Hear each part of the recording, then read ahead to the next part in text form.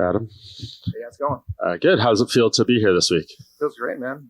Feeling awesome and ready to put on a performance on Saturday. Do you feel like you're in enemy territory here to a degree, or have you gotten a warm reception so far? He's Canadian, so I guess it is his country. But I've fought up here a couple of times in my amateur days, so I'm pretty familiar with the Muay Thai community around here. And I'm from the Pacific Northwest. This is the Pacific Northwest, and I've stuck around and continue to train and try to make it from where I started. And he's the one that's moved out of his hometown and into California. So I feel like I'm a little more comfortable than I guess you could say normal. Yeah. What kind of opportunity do you look at this as, right? Because 1-on-1 in the UFC, pay-per-view, main card spot, not many people in your position get a spot like this. So do you put more pressure on yourself to take advantage of this moment? It's a great opportunity. I don't know if it comes with any more pressure just because I feel like it's the same story. It's the classic story for me, is brought in to face the hometown guy or the favorite, kind of the gatekeeper, as you could say, and so I don't feel like it's really any different. It's the same storyline. I'm here to mess that up, to steal some hype, and I'm looking forward for the opportunity because, like you said, there's not many people that are in this position. It's the third fight in the UFC, and I'm on the main card, so I couldn't ask for a better spot. So how do you spoil the party, obviously, without giving away the game plan, but do you see a lot of opportunity with Mike's game here? We were both finishers, so I see major opportunity for both guys in there. But I just got to go and stick to my style of fight. Work at my pace and my space, and we'll see how it ends up. But I'm more than confident in myself, more than confident against anybody in there. Adam over here. What's up, man? Hey, what's going on? Good to see you. Do you have a lot of people coming up for this fight? Because again, you mentioned you're from the Pacific Northwest up in Portland. Did you have a lot of people coming down?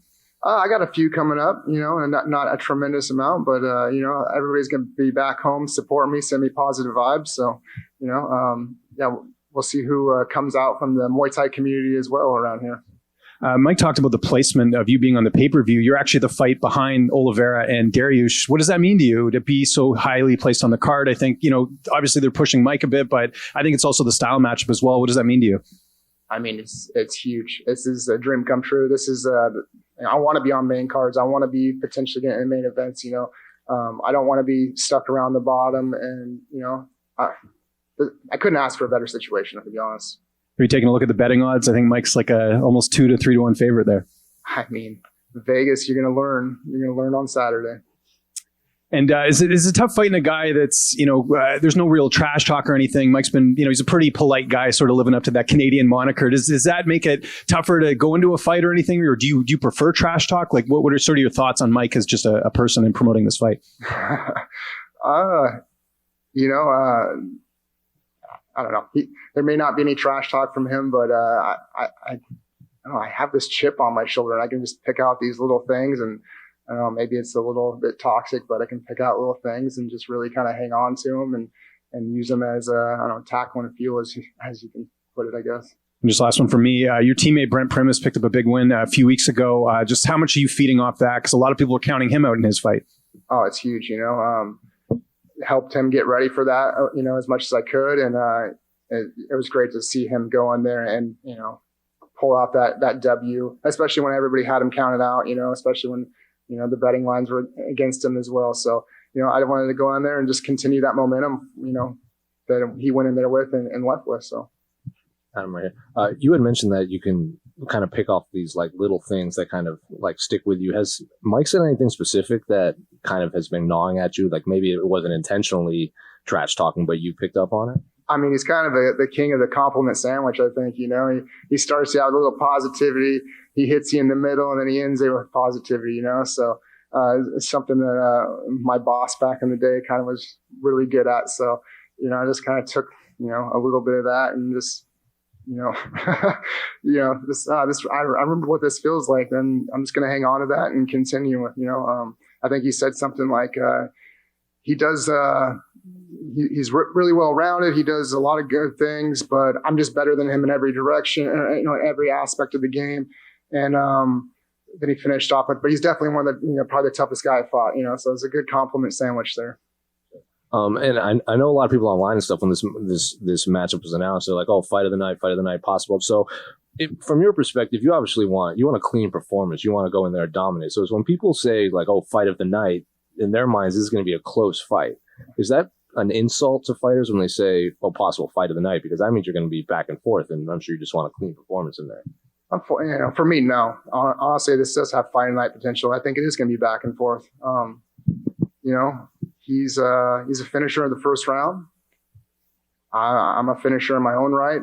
I also know what it's like to be out of that first round and second round. So, I think it is going to be back and forth. We're going to have to get through where he's most dangerous, and then we're going to get to where, I have a little bit of the upper hand, and we're going to see what his gas tank's like in the third. So, I'm thrilled when fans say it's fight of the night potential. I want them to see Adam Fugitt on the card and immediately know fight of the night potential. I need to see that fight. I don't want them to, see my name on there and go, "Oh, this guy's going to bring the best trash talk," because I'm not good at that. So them recognizing me for my fight potential is exactly what I want. Adam to your left. Mike was calling out veterans before this. He was asking for Robbie Lawler. You've had a couple of young guns, let's say now, with Kinoshita and Mike. I mean, are those the type of fights that you like, or would you be looking for, a veteran, a bigger name? I mean, those are the type of fights that I got to take at this point. Like I said, I'm kind of the gatekeeper. I'm the betting underdog, and so those are fights I feel like I got to take right now. And if anything, it just kind of, if I go in there and I do my job, it pushes me along a lot faster. So we'll get to those bets. Unfortunately, Robbie's retiring after this next one, so I won't mention his name. The finishes that you mentioned, you've got 8 straight. I believe he has 8 straight. For your part, where does that mindset come from? It's a little bit of the chip on the shoulder and the need to prove myself. And then just that, I don't know, that kill or be killed mentality. I'm leaving it to the judges' hands, as we saw, last weekend. It can't. Sometimes it won't go in your favor, and that can kill you more than if you just put yourself out there to put yourself in that position to get the finish. Thanks very much. Hey, John Hernandez here, CBC News over here. Hey, I'm just wondering, I mean, obviously it's going to be a packed house at Rogers Arena, full of Canadian fans, pro-Canada crowd. What's your message to those Canadian fans who will probably be rooting against you? I don't really have a message, but anywhere I go, it kind of seems about the same. I go in getting booed, and I leave getting the applause and some respect, and that's all I can ask for. Is at the end of the day, they recognize my game and they recognize my talent, and they respect me for it. Thanks, all for me.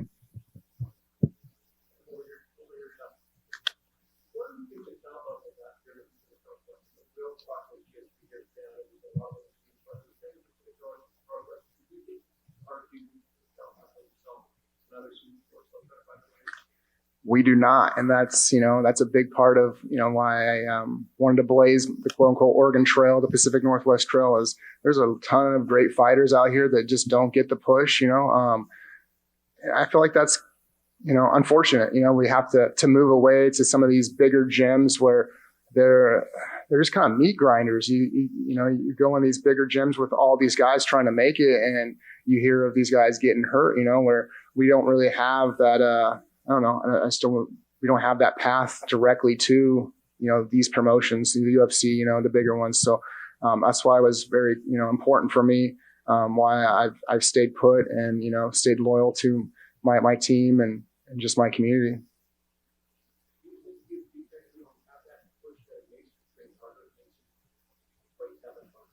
I mean, I feel like the path is much more testing. I think we're a lot more proven. We got to go through the thick of it. My first fight, I mentioned that I essentially had to kind of give up on the dream, and essentially I had to let it go, because if I woke up, wanting that call every morning, by the time I went to bed, I was going to be disappointed and going to bed with a negative mindset. So you kind of have to let it go and just believe in what you're doing, what you're waking up and going and training for. And, I mean, that's the best advice I can give anybody is, and that And honestly, that's why I think we have a lot of talent out there, is because we have to go through the meat grinder of just waking up and training and getting our fights in and hope that somebody sees us. Thank you. Adam, right here. Yeah. You're right. Adam, I heard that your dad shared the news that you're competing on the pay-per-view card. How cool is it to share that experience with your dad now that you're right here and just a couple of days away from performing? It was a special moment. I think I was in between training sessions, and he sent me the text. He's like, "Did you know this?" And when I came up here and fought in Vancouver as an amateur Muay Thai fighter, he was the guy that traveled with me, and he was the only guy in the crowd that really knew me. So, we've come full circle, man. We're back up here. It's time to show the world, what I can do. Perfect. That's all for me. Adam, over here to your right. Yeah. You'd mentioned that you sort of had to shelve that dream and put that idea aside of waiting on that call. As such, what did it mean to go out and get that victory in February and have that, not only get the call against Morales, but get a full camp, go out, have the performance you're capable of? I mean, it was really special for me, especially with just all the preparation went into all the work that my team and I put in. A lot of in my camps, I can always be the pessimistic one, and it's never enough. We got to do better. And so to have them, backing me, reinforcing me, telling me, "Hey, man, we got a great game plan. This is how this is going to, play out." And to go in there with all the preparation that we had, and it kind of just play out the way that we were envisioning was just tremendous. So the win was, that much more special, not only because I was my first UFC win, but because of the process as well. Awesome. Thanks. Up to your left. You did a lot of talking about your sort of amateur and Muay Thai career. In your profile, you mentioned how your left kick is probably your most dangerous weapon, and you also listed Yod-Saint Clay Fairtex as a hero of yours. Is that an influence on your style from the Muay Thai great? 100%. When I was in Muay Thai, that was the man. He just watching him operate. They called him the boxing machine or the boxing calculator or something like that. And just to watch him shut down guys' style with a left kick and a left cross and a right hand was amazing.